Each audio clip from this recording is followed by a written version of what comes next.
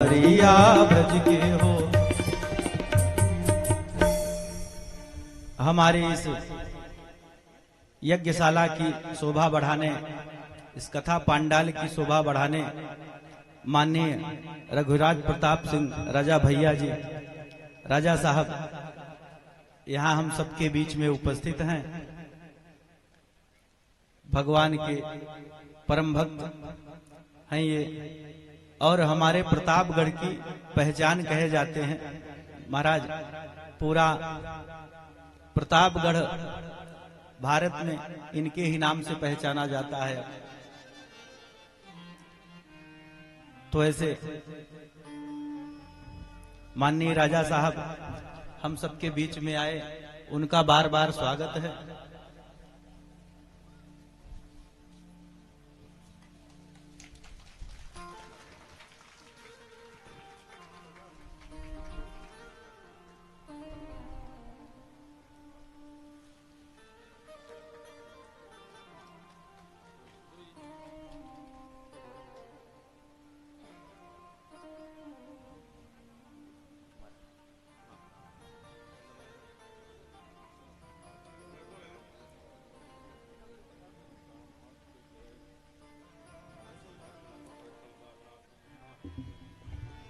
हाँ, माननीय राजा साहब का भरपूर सम्मान करें और निवेदन है कि यहाँ से अभी जाए नहीं राजा साहब, क्योंकि जब से इन्होंने शस्त्र और शास्त्र की रक्षा किस प्रकार शस्त्र से होती है महाराज, उसको तो मैंने अपने फेसबुक पे शेयर किया है, लेकिन उसको अब आप आए हैं तो प्रत्यक्ष सबको बता के समझा के जाएं।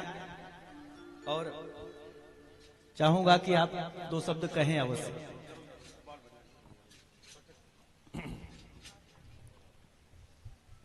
व्यासपीठ पे विराजे श्रद्धेय राजगुरु श्री माधव पत पाठी जी, बड़ा पुरान संबंध है आपके परिवार से।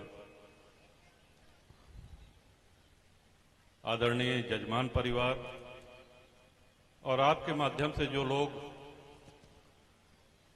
कथा श्रवण कर रहे हैं, उन सभी वरिष्ठ जनों का, सभी माताओं को हमारे सादर प्रणाम, और सभी नौजवान साथियों को ढेर सारी शुभकामनाएं, उनका भी अभिवादन।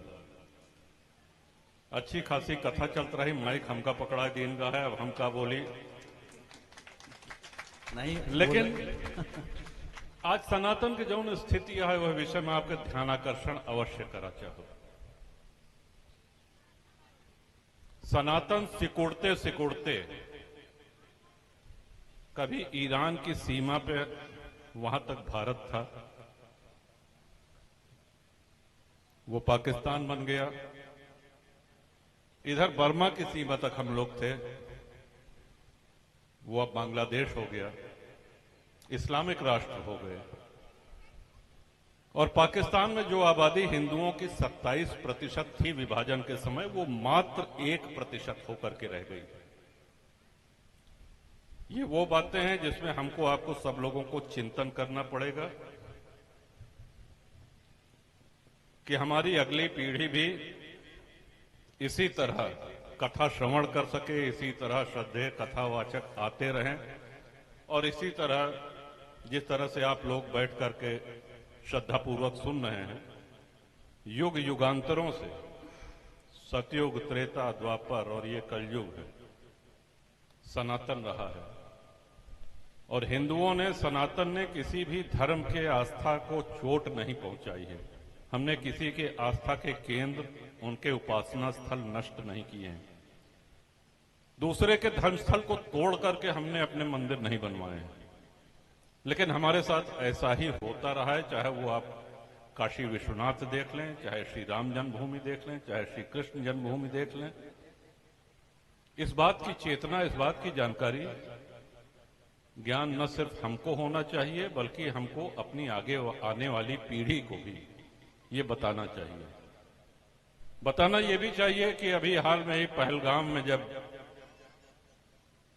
पाकिस्तान द्वारा प्रायोजित आतंकवादी आए,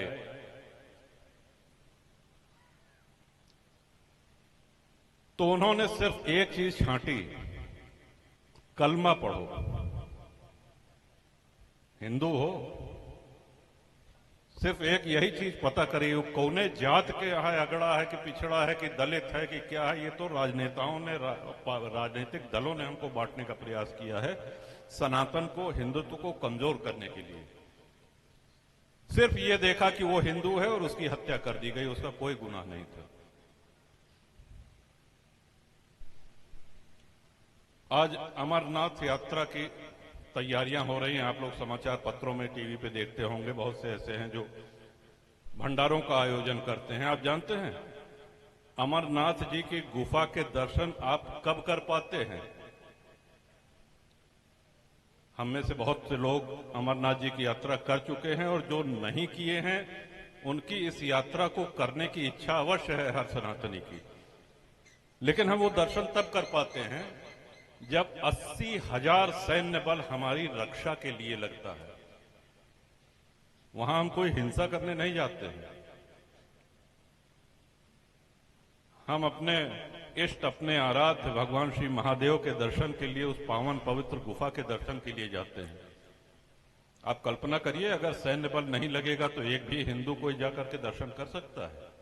ये सारी परिस्थितियां आज हमारे सामने, ये सारी समस्याएं मुंह बाकर के खड़ी हैं, और इन समस्याओं के प्रतिरोध में हमको सबको मुखर होकर के, एकजुट होकर के इनका सामना करने के लिए न सिर्फ तैयार रहना पड़ेगा, बल्कि आज बहुत से ऐसे सोशल मीडिया के और बहुत से ऐसे संसाधन हैं जिससे आप अपनी आवाज मुखर कर सकते हैं। सनातन का अर्थ ही होता है जिसका कोई अंत न हो। लेकिन ये हम सब लोगों का दायित्व है कि अपने इस गौरवशाली परंपरा को, अपने सनातन धर्म को और मजबूत करें, सुदृढ़ करें, और विशेषकर जो हमारी वृद्ध माताएं हैं वो ये सुनिश्चित करें कि अगली पीढ़ी तक जितना आपको ज्ञान है वो पहुंचे, और जो बच्चे हैं, जो बच्चियां हैं, ये अपने धर्म के विषय में सम्यक ज्ञान रखें, श्रद्धा रखें, आस्था रखें। स्कूल की पढ़ाई एक अलग विषय है, आवश्यक है, होती रहेगी, होनी भी चाहिए। लेकिन स्कूल की पढ़ाई का ये अर्थ नहीं है कि हम अपने धर्म के विषय में जानना, धर्म के विषय में बोलना, धर्म के विषय में चिंतन करना और धर्म के विषय में चिंता करना छोड़ दें। हम सभी हिंदू हैं, हम सभी सनातनी हैं, इसका गर्व हम सभी लोगों को होना चाहिए। और गर्व होने के लिए ये आवश्यक है कि हमको, आपको सदैव ये चिंतन, आज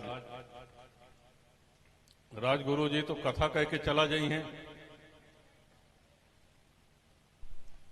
जैसे आप किसी वैद्य के पास जाते हैं, वैद्य आपको औषधि बता देता है, लेकिन लाभ आपको उस औषधि का सेवन करेंगे तभी होता है। तो जो औषधि आप यहां पर बता के जा रहे हैं उसका निरंतर आप सेवन करें, लाभान्वित हों, ये प्रभु श्री राम से कामना है, भगवान श्री महादेव से, भगवान श्री कृष्ण से कामना है। और सनातन के प्रति, हिंदुत्व के प्रति हमारा ज्ञान, हमारी निष्ठा, उसमें अहर्निश वृद्धि होती रहे, यही मंगल कामना है। बहुत बहुत धन्यवाद। माननीय राजा साहब का हृदय से आभार। राष्ट्र धर्म की अलख जगाते इन्होंने आके इस मंच से भी वक्तव्य दिया, इनका बहुत बहुत आभार। वैसे मैं बता दूं, मैंने प्रथम दिवस ही घोषणा कर दी कि भागवत कथा क्या है, भारत को हिंदू राष्ट्र बनाने की कथा है। ये केवल बूढ़ों के मन का विश्रांति स्थल नहीं है, ये युवाओं का जोश भी है। ये सनातन धर्म की केवल पौराणिक कथाओं का संग्रह नहीं है, ये अगली रणनीति भी है। तो महाराज उसमें आप आके चार चांद लगाए, आपका बहुत बहुत हृदय से धन्यवाद। और जी जी जी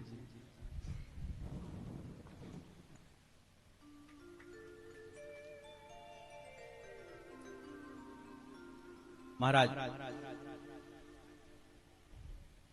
तो इस प्रकार भगवान की परम पावनी कथा आगे को बढ़ती है। हाँ, राजा साहब को यथोचित स्थान पे बैठा के और कुछ खिला पिला के ही जाने देंगे। अरे मैं गया था पिछली बार तो मुझको काफी पिए बिना आने नहीं दिए थे। तो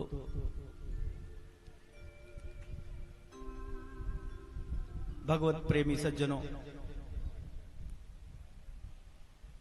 भगवान की ये पावन पावन कथा आगे को बढ़ती है। कहते हैं कि भागवत कथा क्या है। भाई कुछ लोग प्रश्न पूछते हैं कि भागवत कथा क्या है। तो महाराज शाब्दिक अर्थों में जाएं तो भागवत कथा कहते हैं भक्ति ज्ञान और वैराग्य तत्व, इसको भागवत कहते हैं। वैसे अगर इसका नाम भगवत होता तो ये भगवान का होता, भागवत है तो ये भक्तों का है, एक अर्थ इसका ये भी होता है। वैसे भागवत जी के एकादश स्कंध में आता है कि भगवता प्रोक्तम भागवतम, भगवान ने जो कहा वो भागवत। राष्ट्र धर्म की रक्षा की अलख जगाए घूम रहे हमारे राजा साहब को ढेर सारा धन्यवाद। लेकिन समाज में कहीं न कहीं एक सांस्कृतिक अलख भी जगाने की आवश्यकता होती है। हमारे सनातनी लोगों को कितनों को ये भी नहीं पता होता कि भगवत गीता क्या होती है और भागवत क्या होता है। कुछ लोग फेसबुक पे बड़ी बढ़िया पोस्ट फोटो लगा के डालते हैं कि आज भगवत गीता सुन के हम आ रहे हैं। अरे महाराज, भगवत गीता महाभारत का वो अंश है जिसमें भगवान ने अर्जुन को उपदेश किया था युद्ध के मध्य में। 18 अध्याय है, उसमें 700 श्लोक हैं और भागवत ग्रंथ है ये 12 स्कंध है, इसमें 18,000 श्लोक हैं। भाई हमारे सनातनियों में कितनों को अभी भगवत गीता और भागवत श्रीमद् भागवत में अंतर नहीं पता। और एक आपको बड़ा बढ़िया दृष्टांत बताऊं कि एक बार भागवत कथा थी यही हटिया गांव में, हमारे आशुतोष जी हैं इनके बगल ही। तो वहां पंडाल में ही हम लोग बैठे थे, वो मंडप में। वहां एक माता जी आई, इधर उधर देख रही थी कि भाई पैसा कहाँ चढ़ाया जाए। तब भर में उनके पीछे वाली माता बोली, अरे वही रामायणी अब चढ़ाए न देता। अब भागवत कथा हो रही है और कहीं जब भी मुझको याद आता है बड़ी हंसी आती है। मतलब रामायण और भागवत में भी अंतर नहीं पता। ऐसा हो सकता है कि वो ब्राह्मण न रही हो माताएं, लेकिन फिर भी कम से कम रामायण भागवत और गीता में अंतर का तो पता होना चाहिए। तो महाराज कहीं न कहीं सांस्कृतिक अलग जगाने की भी जरूरत है। और वैसे तो परम धर्म है भगवान की भक्ति करना। सवै पुंसाम परो धर्मो यतो भक्तिरधोक्षजे। लेकिन एक काल धर्म ही भी है इस समय सनातन धर्म को इस्लामिक जिहाद से बड़ा खतरा हो गया है। और उसके लिए सबसे उपाय तो है कि बढ़िया उपाय है, पहले तो जन जागरण, लोग जाने, उसके प्रति जागरूक रहें। और सबसे बुरी स्थिति यह है कि इस्लाम इतना सजग है, इस्लामिक जिहाद इतना अंदर तक घुसा है कि उसको पता है कि हिंदू आते कहां से हैं। भाई हिंदू स्त्रियों से हिंदू बच्चे पैदा होते हैं। तो उसने माँ की कोख का सहारा लिया है। पहले खुद तो बहुत सारे बच्चे पैदा करता है और हिंदुओं की लड़कियों से लव जिहाद करता है। महाराज ये सब इसमें लव जिहाद में लव जैसा कुछ भी नहीं, ये केवल और केवल जिहाद ही मात्र है। केवल सनातन को भारतवर्ष से मिटाने की साजिश है ये। और आश्चर्य की बात है, इतने केस बार बार दिखाई देते हैं, शायद एक कापी भर जाए, लेकिन फिर भी पता नहीं कैसे हिंदुओं की लड़कियां फिर जाके वो समझ नहीं पाती बातों को। तो इसके लिए ये माताओं की कहीं न कहीं जिम्मेदारी बनती है कि उनको धर्म के प्रति जागरूक करें, चीजों को समझाएं, अपने बच्चों को धर्म की जानकारी दें। नहीं तो हम इस समस्या से मुक्ति नहीं मिल पाएगी। ये काम माताएं कर सकती हैं, और अगर माताएं खड़ी हो गई तो फिर इस्लाम की यहां से विदाई भी हो जाएगी, खटिया खड़ी हो जाएगी, फिर नहीं कोई रोक पाएगा। महाराज, भारतवर्ष को नए जन जागरण की आवश्यकता है। वैसे यद्यपि नए समय में लोग जागरूक हो रहे हैं, लेकिन फिर भी और अधिक जागरण की आवश्यकता है। हमारे परम आदरणीय परम पूजनीय यति नरसिंहानंद जी महाराज, जो परम सम्माननीय उदय सरकार से मिलने भी आए थे, वो तो कहते हैं कि अरे हिंदुओं, 4-5 बच्चे कम से कम पैदा करो। भाई, हम अपनी उत्तराधिकारी तो पैदा नहीं कर रहे, अपनी संख्या हमारी कम होती जा रही है। हमको बताया गया हम 2 हमारे 2, और पिछली सरकारें जो भी रही उन्होंने इस तरह प्रचार किया कि यदि किसी के 2 बच्चे हैं तो बड़ा सभ्य है, बड़ा सज्जन है। और पता लगा उधर 1 के 4 विवाह हुए, 4 के 24 बच्चे हुए। तो महाराज, जब आपके उत्तराधिकारी ही नहीं रहेंगे तो आपके वो तो फिर वही हिंद महासागर ही दिखेगा अंत में। अभी भी समय है, सब लोग सचेत हो जाएं, जागरूक हो जाएं। महाराज, एक तो संतान उत्तराधिकारी कम नहीं होने चाहिए। परम आदरणीय नरसिंहानंद सरस्वती जी कहते हैं कि हे हिंदुओं, अगर 4-5 संतानें नहीं पैदा करोगे तो अपनी आंख के सामने अपना नाश देख के मरोगे। ये उनका वक्तव्य है। भारत के असिन विराथू कहे जाते हैं वो महाराज। और यही नहीं, दूसरी बात हमारे माननीय राजा साहब ने कही कि भाई, हर हिंदू को शस्त्र शिक्षा लेनी चाहिए। शास्त्रों की रक्षा शस्त्र से ही हो सकती है। तो सबको चाहिए कि भाई, मोबाइल लोग कहते हैं 10,000 नहीं, 1.5 लाख तक के मोबाइल रखे हैं, लेकिन घर में दरवाजे पे लाठी नहीं मिलती कि कोई एक हिंसक जानवर आ जाए तो उसको डांट के भगाया जा सके। तो सब लोगों को चाहिए शस्त्र शिक्षा लें, और आत्मरक्षा के लिए महाराज किसी को मारने की अनावश्यक आवश्यकता नहीं है। आत्मरक्षा के लिए शस्त्र को रखना आवश्यक है। और इस प्रकार भगवान की पावन पावन कथा आगे को बढ़ती है कि मेरे प्राणाधार, मेरे प्राणाधार सीताराम के चरणारविंद। मेरे प्राणाधार सीता राम के चरणारविंद। मेरे तो आधार सीताराम के चरणारविंद। मेरे तो आधार सीता राम के चरणारविंद। राम के चरणारविंद, राघव के पादारविंद। राम के चरणारविंद, राघव के पादारविंद। राम के चरणारविंद, राघव के पादारविंद। राम के चरणारविंद, राघव के पादारविंद। मेरे तो आधार सीताराम के चरणारविंद। मेरे तो आधार सीता राम के चरणारविंद।